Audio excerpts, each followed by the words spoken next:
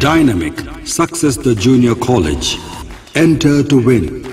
Masters in MPC and BPC. अस्सलाम वालेकुम नाज़रीन, आइए नज़र डालते हैं देश की राजधानी नई दिल्ली और उत्तर प्रदेश से कुछ खास खबरों पर।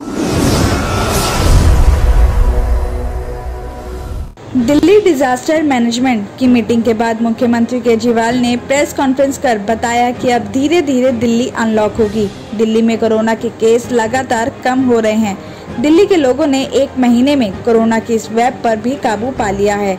पिछले 24 घंटे में 1.5% संक्रमण रेट और करीब 1100 केस सामने आए हैं। धीरे धीरे रोज केस कम हो रहे हैं। हॉस्पिटल्स में बेड मिलने में अब कोई प्रॉब्लम भी नहीं हो रही है। आईसीयू और ऑक्सीजन बेड भी काफी ज्यादा खाली पड़े हैं। केजरीवाल ने कहा कि ऑक्सीजन की किल्लत के टाइम हमने जो कोविड सेंटर बनाए थे, अब उनमें काफी ज्यादा बेड्स खाली पड़े हैं। अब ये टाइम है कि दिल्ली में धीरे धीरे अनलॉक हो, वरना कहीं ऐसा ना हो कि लोग कोरोना से तो बच जाएं लेकिन भूखमरी से मर जाएं। लेकिन हमें सब कुछ बैलेंस बनाकर चलना है कि कोरोना भी ना बढ़े और आर्थिक गतिविधियों के भी चलाने की कोशिश करनी है। केजरीवाल ने इस मीटिंग में बताया कि फैसला लिया गया कि दिल्ली को धीरे धीरे खोला जाएगा और सबसे पहले गरीब और मजदूर लोगों का ध्यान में रखते हुए साइट्स और फैक्ट्रीज सोमवार से खोल दी जाएंगी। आगे उन्होंने कहा कि अगर बीच में ऐसा लगता है कि इससे दिल्ली में फिर से केस बढ़ रहे हैं तो हमारे पास लॉकडाउन के अलावा कोई और चारा नहीं बचेगा। और साथ ही कहा कि जरूरत पड़ने पर ही घर से बाहर निकले। हम सभी को पूरी जिम्मेदारी पे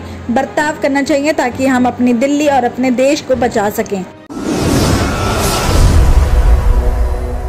दिल्ली के छत्रसाल स्टेडियम में 4 मई की रात को हुए सागर धनखड़ हत्याकांड मामले में कुछ तस्वीरें वायरल हुई हैं जो घटना वाले दिन की हैं।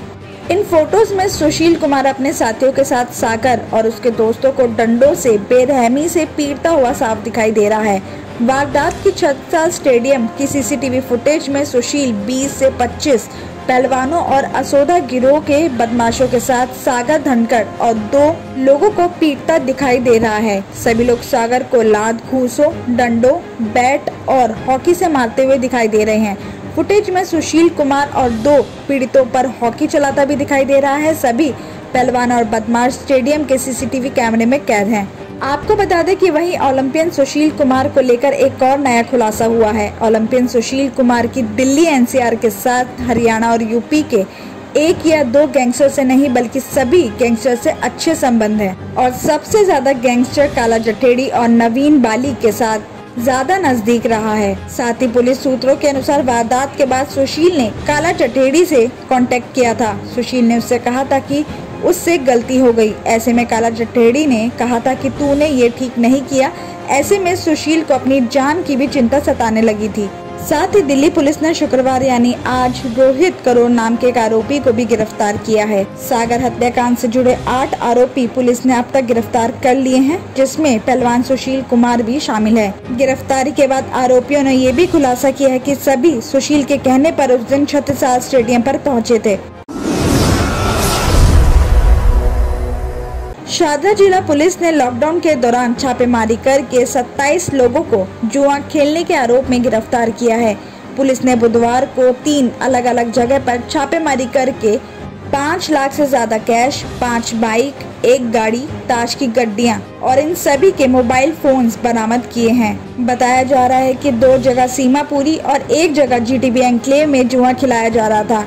पुलिस ने सभी के खिलाफ मामला दर्ज करके छानबीन शुरू कर दी। शादरा जिला पुलिस उपायुक्त आर सात्य सुंदरम ने बताया कि सीमापुरी थाने को इस बात की खबर मिली कि डीडीएफ फ्लैट के ए ब्लॉक न्यू सीमापुरी में सट्टा खेला जा रहा है। ये खबर मिलने के बाद पुलिस ने छापेमारी करके 15 लोगों को रंगे हाथ पकड़ लिया और इनके पास से 4 लाख से ज्यादा का कैश, जुए की पर्चियां, 5 बाइक, 1 गाड़ी, ताश की 12 गड्डियां बरामद हुई हैं।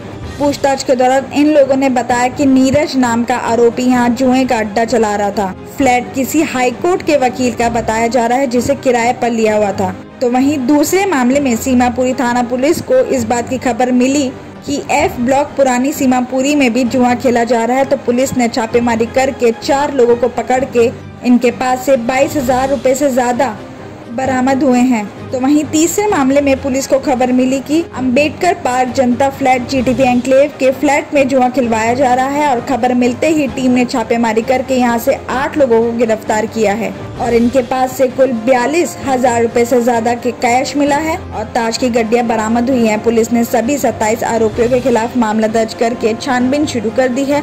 आरोपी से पूछताछ करके मामले की जाँच जारी की जा रही है।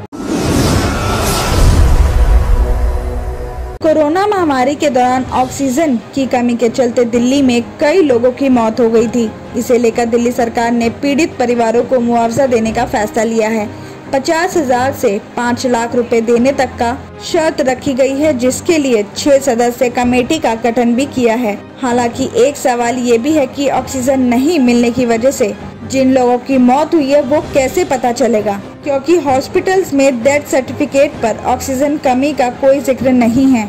तो वहीं ज्यादातर लोगों की मौत हॉस्पिटल के बाहर भी हुई है, जिनके बारे में गवर्नमेंट डॉक्यूमेंट्स पर भी कोई इस तरह की जानकारी नहीं है। बृहस्पतिवार यानी कल स्वास्थ्य विभाग के विशेष सचिव SM अली के आदेश जारी किया है कि मौलाना आजाद मेडिकल कॉलेज के मेडिसिन विभाग के डॉक्टर नरेश कुमार की अध्यक्षता में 6 लोगों की कमेटी का गठन किया गया है। कमेटी के एक अधिकारी ने बताया कि हर एक पीड़ित परिवार को 50,000 रुपए की सहायता राशि मिलेगी।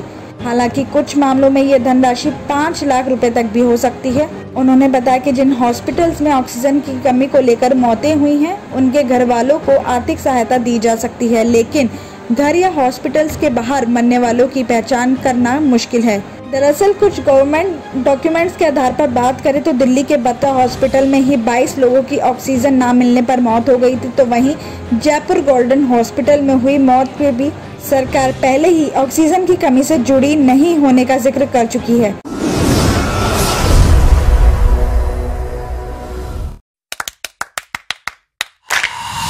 Dynamic Success the Junior College. Enter to win. Masters in MPC and BPC. Integrated coaching for NEET, IIT, JEE. Separate block for girls. Better coaching, better planning, better environment with better results. Opposite Madanapet Mandi, Saeedabad, Hyderabad. Phone 04029701124. An institute of success schools.